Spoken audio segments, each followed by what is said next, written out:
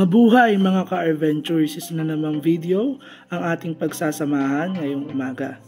So tayo ay papunta ngayon sa bayan ng Tanay upang magpagupit dahil ang inyong Sir Kiko ay banas na sa kanyang buhok.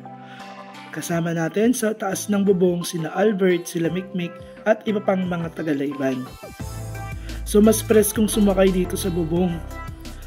Yan, so kasama natin sa itaas ng bubong sila Ate Weng at iba pang mga taga-Layban nga ulit. So tingnan nyo ang mga sikat na kainan dito sa Marilake. So meron tayo sa kaliwa na Cafe Catarina at dito sa bandang kanan sa una-unahan ay makikita natin ang Highlands. At ito rin sikat din tong makikita ninyo na Windows Al Fresco. Yan, so di pa tayo nakapunta dyan. Pero banda-banda dyan, bibisitahin natin yan at i-vlog natin yan.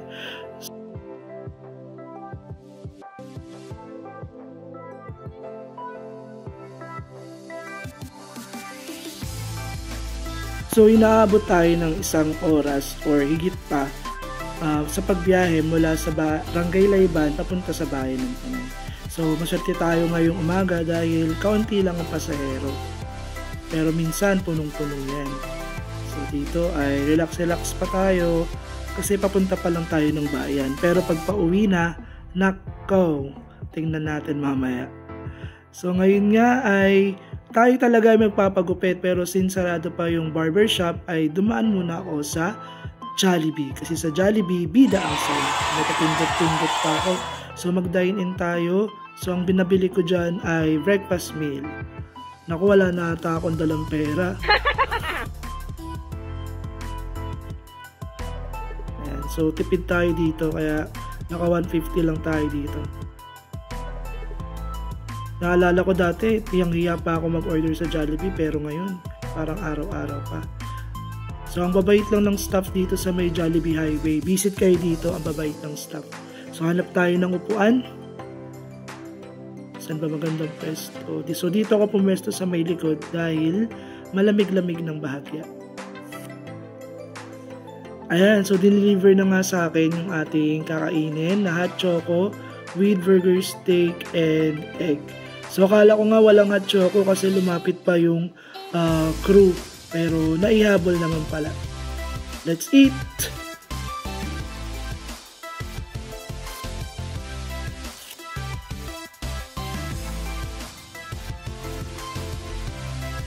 Bida talaga ang saya kapag sa Jollibee. Kaya Jollibee, baka naman.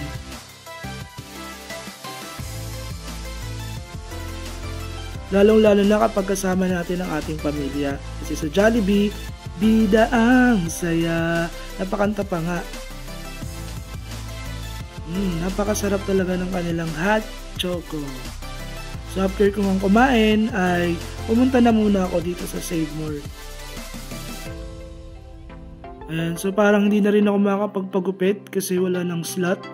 At baka pag tinake ko yung alas 11 na slot ay maiwanan tayo ng biyahe. Kaya dumiretso na ako ng Save More. So dito nga sa Save More, kailangan munang i-check ang bag. So pagpasok natin ay iwanan muna natin ang ating gamit dito sa counter. Ito na, so samahan nyo ako mamili. Akala mo talaga maraming pera, no? So bago tayo pumunta sa supermarket ay dumaan muna ako dito sa Miniso para maghanap ng charger para sa Android dahil ang mga suki natin sa charging station ay laging nagkakaubusan sa charger. So samahan nyo ako mamili. So napili ko nga dito ay 2 ports na adapter at 2 cable na micro. So bayaran na natin to. After ko nga mamili ng charger sa Miniso ay diretso tayo sa supermarket at para hanapin ang mga dapat hanapin na pagkain. Wee!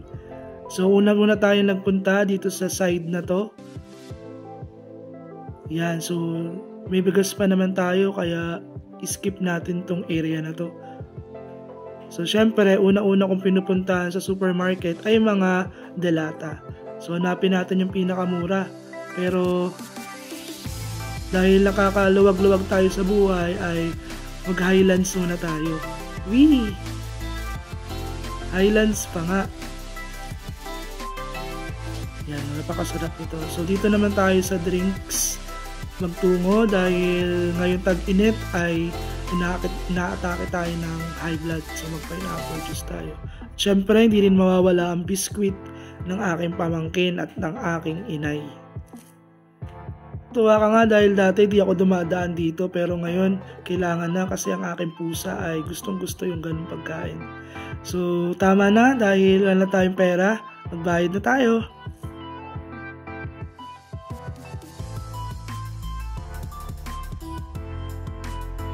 Sakto yung punta ko sa cashier dahil konti lang yung mga namimili ngayon kaya maaga tayo makakauwi. Ayan, so na balot na nga. Pero nakakaya itong dalhin kasi box ay pundador. Hindi pa ako nagiinom. So yan, nadala na natin dito sa biyahe ang ating mga kargada.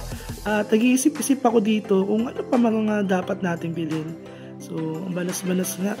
Kaya, uminom muna tayo ng buko. Pampalamig. Wee! Yan sa pwestong to, masarap yung buko ni nanay. Fresh na fresh. Tapat lang to ng DB Mart ata to, paglabas ng Grand Terminal. Napakasarap ng buko. Fresh na fresh. Bili na kayo dito. So after nga natin uminom ng buko ay mamimili naman tayo ng prutas. Samahan nyo ako guys. Ayan, so hanap tayo dito ng mura-mura. So sabi pala ng nanay ko, bumili daw ako ng hopya. Kaya bibilan muna natin siya ng hopya. After that ay pupunta tayo sa prutasan dito sa bandang likod. Dito nga ay nagulat ako dahil pagtingin ko sa kanan ay nakita ko si Sir Rasil. Katrabaho ko yan. Shout out na sa vlog. So sa pwestong to sa may likod ng palengke ng Tanay may mga sumigaw na vlogger kaya nahiya ako. Kaya dumire-diretso na lang ako dito sa bilihan. So bili tayo ng kamatis, kalamansi at bawang pang stock lang sa bahay. So dito naman napakabait naman ni Kuya dito kaya dito tayo bumili. Tingnan natin kung may pera pa ako. So umabot ng 146 yung napamili kong kalamansi, patatas, kamatis at bawang. After nga sa mga bawang at iba pa ay dumako naman ako dito sa may bilihan ng saging dahil sabi rin ng nanay ko ay gusto daw niya ng saging. So umabot yan ng 135 ata yung nabili natin. So after nyan ay nakaramdam na ng gutom ang inyong Sir Kiko. So punta tayo dito sa madalas kong kinakainan sa may palengke. Unahan ng palengke to eh. Napakasarap kasi ng pagkain nila dito.